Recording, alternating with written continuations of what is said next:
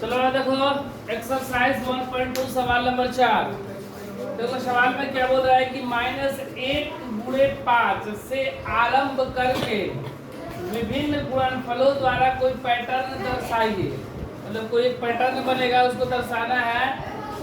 -1 × 1 को निरूपित कीजिए, यहाँ तक दर्शाना है। ठीक है, तो देखो सबसे पहले हम लोग क्या करेंगे, क्या है -1 × 5 बराबर क्या होगा 5 -5 ना, प्लस गुणे माइनस माइनस, -1 × 5 बराबर -5। और ये कहाँ तक ले जाना है, -1 × 1 तक, -1 × 1 तक। तो देखो एक बार हो गया, फिर दूसरा -1 × 5 के बाद क्या आएगा 4, गुणा करेंगे तो माइनस का 4।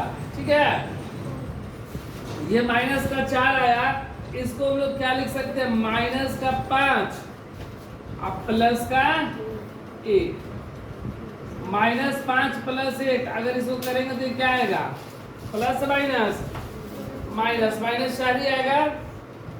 अब देखो -1 × 4 के बाद क्या 3 -3। ठीक है, अब इसको हम लोग क्या लिखेंगे, देखो ये वाला -5, ये वाला माइनस और ये +1 जोड़ दिए हैं। ठीक है, उसी प्रकार देखो ये -4 अब प्लस का 1, ये एक पैटर्न चल रहा है। ठीक है, देखो -1 × 3 के बाद 2 ना, -2। अब देखो ये -4 लिखते हैं +1, अब क्या लिखेंगे -3 + 1, प्लस माइनस माइनस माइनस का 2 हो जाएगा।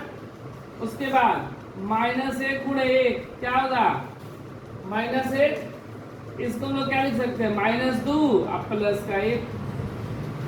अब देखो 1 के बाद क्या आएगा 0 ना, -1 × 0 0, तो -1 और +1। देखो जितना ऊपर वाला है उसमें बस 1 जोड़ दे रहे, -5 है तो उसमें 1 जोड़ दिए, -4 है तो उसमें 1 जोड़ दिए, -3 तो उसमें 1 जोड़ दिए, -2 इसमें 1 जोड़ दिए, -1 तो उसमें भी 1 जोड़ दिए।